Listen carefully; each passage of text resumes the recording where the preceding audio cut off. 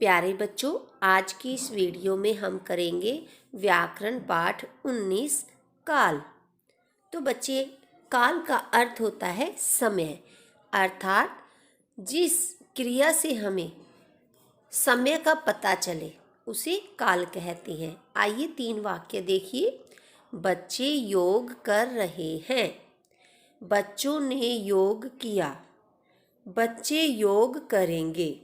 ये 3 वाक्य जो हैं संबंधित योग से ही। अब हमें कौन से शब्द हैं जो इस वाक्य के अंदर अलग हैं, तो यानी कि हमारी जो क्रिया है वो अलग है। बच्चे योग, बच्चों ने, बच्चे योग, ये सेम है लेकिन इसकी क्रिया अलग अलग है। कैसे, देखिए।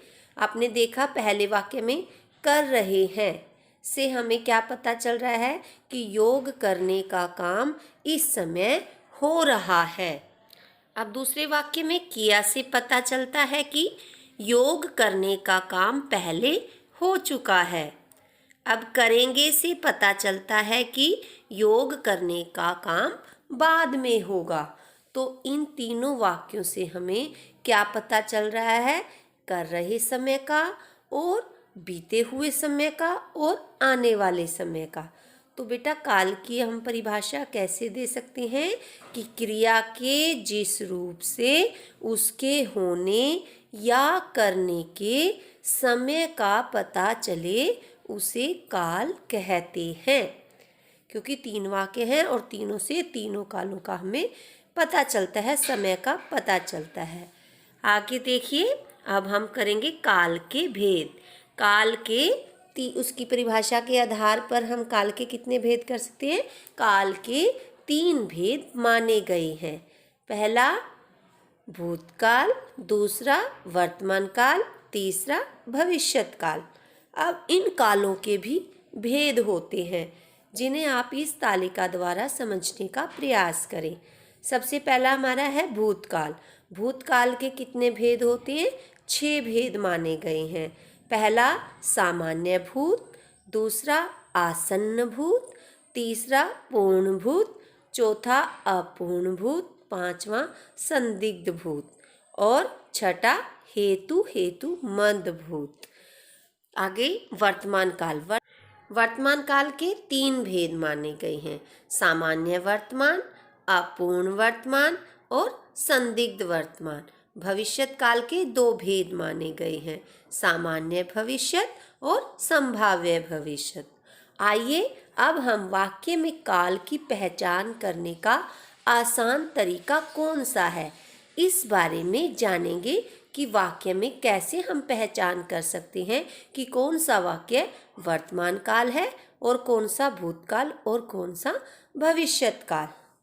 आइए, वर्तमान यानी चल रहा समय, भूतकाल यानी बीता हुआ समय यानी कि जो बीत चुका, और भविष्यत काल यानी आने वाला समय।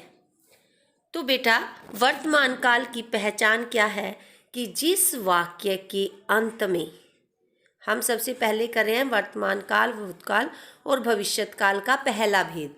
तीनों के भेदों के नाम है सामान्य, यानी कि सामान्य वर्तमान, सामान्य भूतकाल और सामान्य भविष्यत काल। अब हम इनकी पहचान कैसे करें कि कौन सा वाक्य वर्तमान का है, कौन सा भूतकाल का और कौन सा भविष्यत काल का?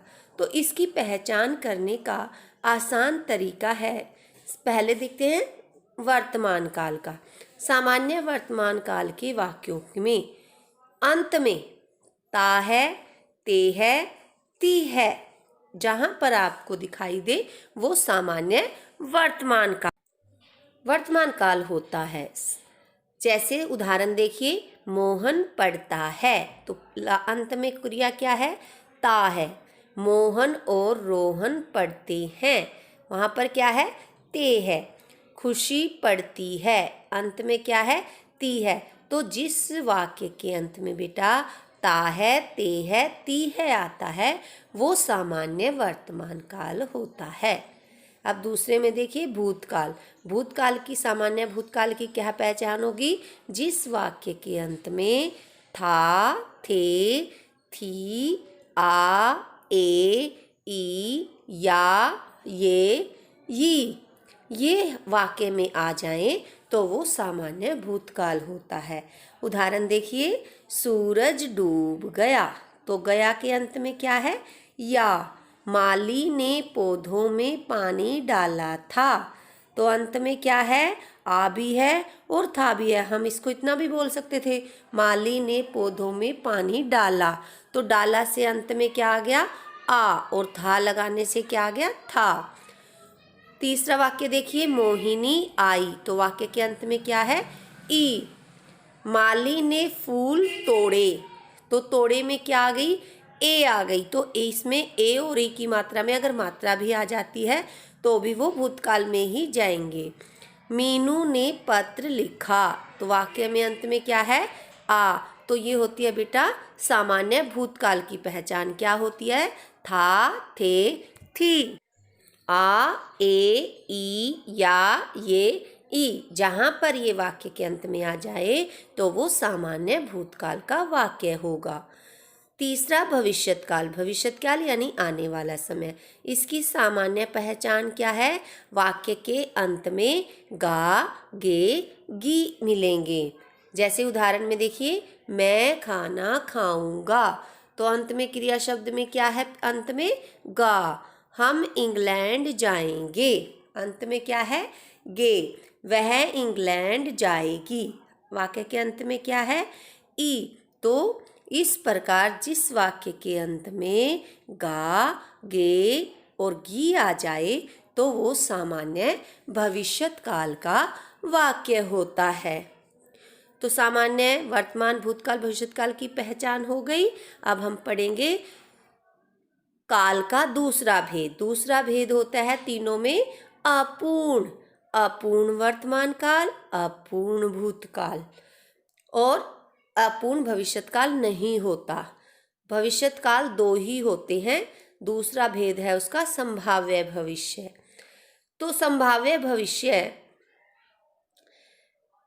की क्या पहचान होती है?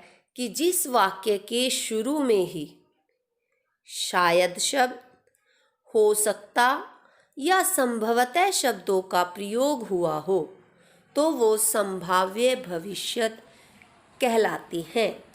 संभाव्य भविष्य, उदाहरण देखिए, शायद तुम्हें दंड मिले, तो इसमें पहले शुरू में कौन सा वाक्य शब्द का प्रयोग किया गया है? शायद।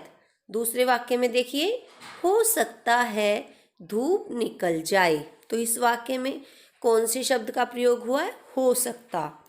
तीसरा उदाहरण देखिए, संभवतः आज शाम को नरेश आए, तो इसमें क्या प्रयोग हुआ है? संभवतः।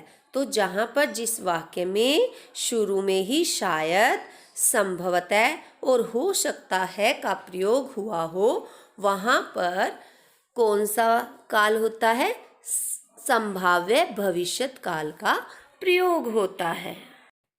अब हम पहचान करेंगे अपूर्ण वर्तमान और अपूर्ण भूतकाल में क्या अंतर होता है। तो बेटा, अपूर्ण वर्तमान काल वहाँ होता है जिस वाक्य के अंत में रहा है, रहे हैं, रही है का प्रयोग हुआ हो। जैसे उदाहरण देखिए, किसान फसल काट रहा है, तो वाक्य के अंत में क्या है? रहा है। लड़के पढ़ रहे हैं, अंत में क्या है? रहे हैं। लड़की पढ़ रही है, अंत में क्या है?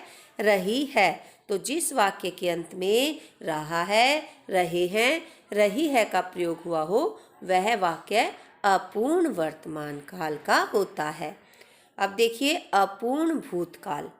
जिस वाक्य के अंत में रहा था, रहे थे, रही थी आ जाए, वह अपूर्ण भूतकाल होता है। उदाहरण देखिए, किसान फसल काट रहा था, वहाँ वर्तमान में क्या था?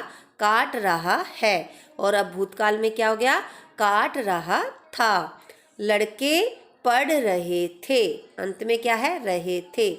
लड़की पढ़ रही थी। तो ये है हमारी अपूर्ण भूतकाल की पहचान। वाक्य के अंत में था, थे और थी आ जाए तो वो वाक्य अपूर्ण भूतकाल होता है। अब पढ़ेंगे तीसरा भेद। तीसरा भेद होता है संदिग्ध वर्तमान काल और संदिग्ध भूतकाल। अब दोनों में पहचान करने का क्या तरीका है कि जिस वाक्य के अंत में ता होगा, ती होगी और ते होंगे वह होगा संदिग्ध वर्तमान काल। जैसे उदाहरण देखिए, नौकर चाय लाता होगा, अंत में क्या है, ता होगा। लोग घूमते होंगे, अंत में क्या है, ते होंगे। लड़की गाती होगी, अंत में क्या है, ती होगी। तो ये वाक्य हुए जिसके अंत में ता होगा, ती होगी, ते होगे, वो होगा संदिग्ध वर्तमान काल। अब देखते हैं संदिग्ध भूत। संदिग्ध भूत में क्या होगा। अब भूतकाल की क्या पहचान थी हमारी, या, ये, ई, आ, ए, ई। तो उसके साथ उसके बाद होगा शब्द और या होगा, ये होंगे, ये होगी, आ होगा, ए होगे, ई होंगी। तो जिस वाक्य के अंत में ये आ जाए वो संदिग्ध भूतकाल होता है। जैसे उदाहरण देखिए, वह गांव गया होगा, तो अंत में क्या है, या होगा। रेखा ने पढ़ा होगा, अंत में क्या आ गया, आ होगा। दादाजी ने दवा ले ली होगी, तो यहाँ क्या आ गया, अंत में ई होगी। चाचा जी घर आ गए होंगे, तो अंत में क्या है, ए होंगे।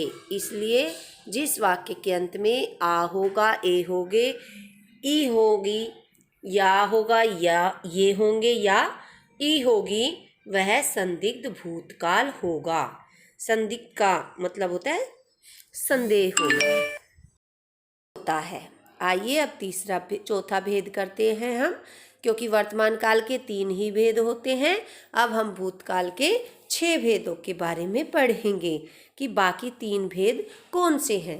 तो पहले पढ़ेंगे हम, चौथा भेद है भूतकाल का पूर्ण भूत। तो पूर्ण भूत की क्या पहचान है बेटा, वाक्य के अंत में क्या हो, चूका था, चूके थे, चूकी थी, या फिर ए थे, ई थी, या था, ये थे। यानी कि जो सामान्य भूत की पहचान है था, थे, थी, आ, ए, ई, उनके साथ आगे चूका, चूके, चूकी भी अगर आ जाए, यानी कि दो एक साथ आ जाए, तो वहाँ पर पूर्ण भूत होता है। उदाहरण देखिए, वर्षा हो चुकी थी, तो अंत में क्या आ गया, चुकी थी। हम कभी इस विद्यालय में पढ़े थे, तो यहाँ पर क्या आ गया, ए थे। यहाँ वर्षा हुई थी का क्या आ गया, अंत में ई थी। अमेरिका ने बम गिराया था, तो अंत में क्या आया, या था। इसलिए यहाँ पर कौन सा काल है, पूर्ण भूत। भूतकाल का 5वां भेद है आसन्न भूत। आसन्न भूत की पहचान है बेटा, वाक्य के अंत में या है, ये है, ई है, ई है, ए है। यानी कि अंत से पता चल रहा है से कि ये वर्तमान का है, लेकिन नहीं, उससे पहले अगर है से पहले अगर भूतकाल की कोई पहचान आ जाए, जैसे या, ये, ई, आ, ए, ई, तो वो वाक्य आसन्न भूत होता है। जैसे उदाहरण देखिए, मैंने अपना कार्य कर लिया है, तो अंत में क्या आ गया, या है। लेखक ने कहानी लिख ली है, अंत में क्या आया, ली है। वे अभी गए हैं, अंत में क्या आया है, ए है। तो इसलिए ये कौन सा काल हुआ, आसन्न भूत। छठा भेद है हमारा भूतकाल का हेतु मद भूत।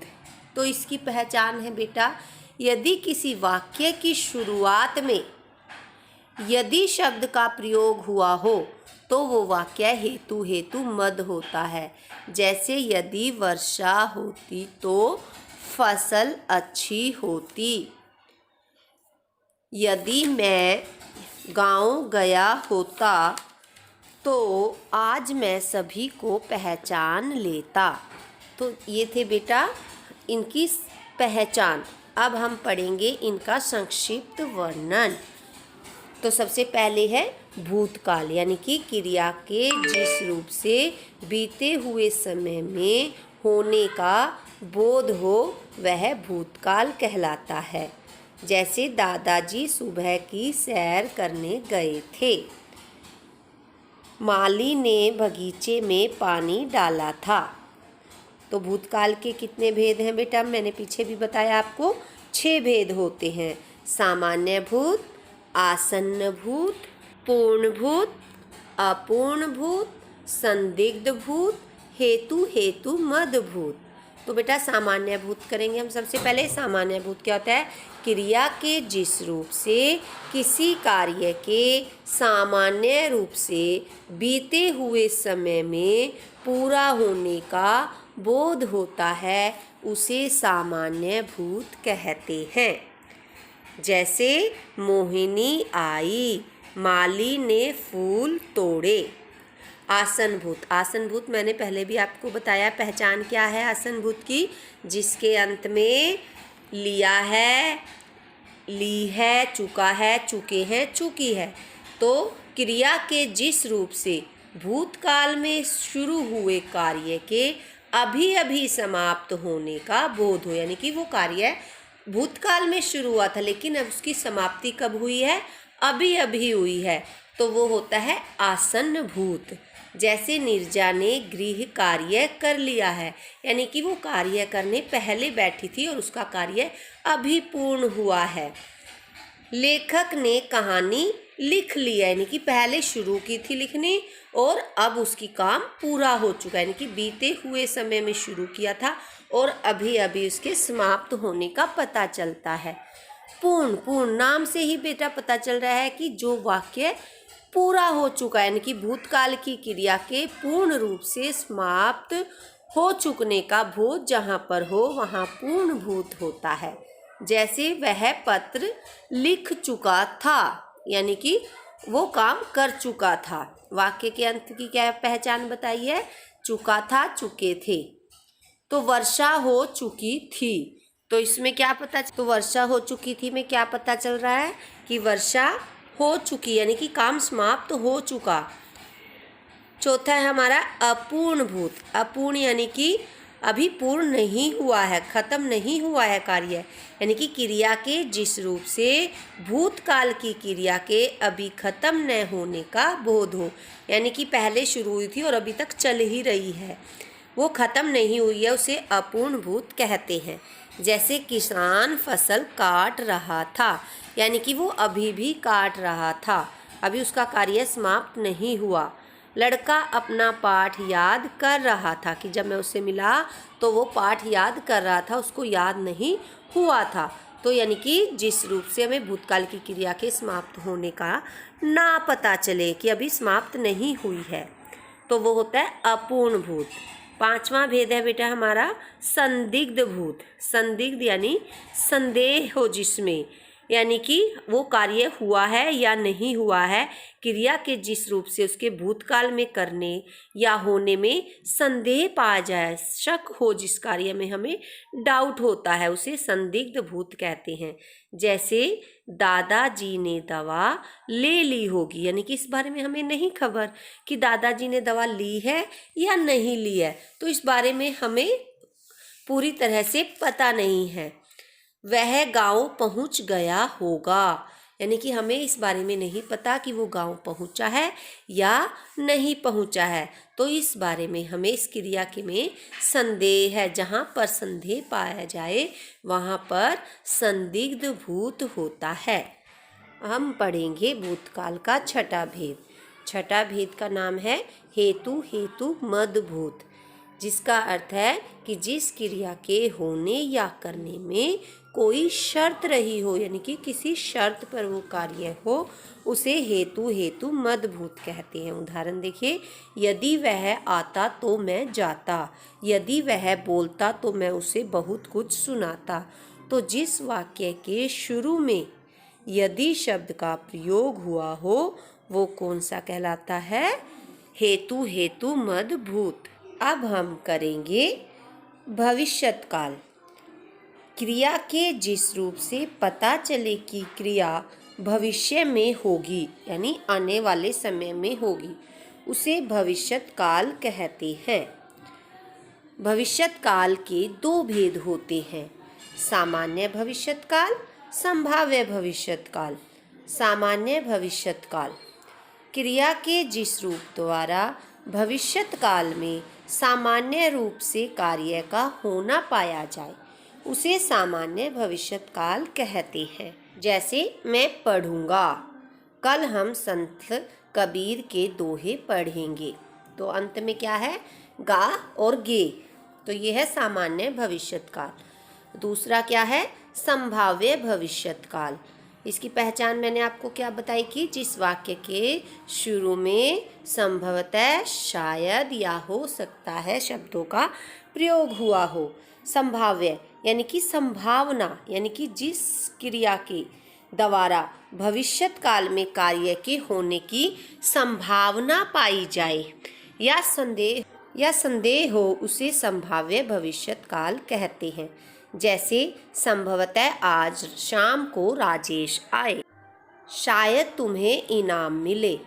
तो इन दोनों वाक्यों में संभवतः और शायद शब्दों का प्रयोग होने के कारण ये संभाव्य भविष्यत काल वाक्य है। तो ये था बेटा आपका काल का पाठ पूरा संपूर्ण, इसकी जानकारी आपको मैं दे चुकी हूँ। तो देखिए, दोबारा से एक बार रिपीट करते हैं, हम दोहराते हैं कि काल के 3 भेद माने गए हैं, भूतकाल, वर्तमान काल, भविष्यत काल। भूतकाल के 6 भेद होते हैं, वर्तमान काल के 3 भेद होते हैं, भविष्यत काल के 2 भेद होते हैं। तो इन्हें बेटा आप याद करेंगे।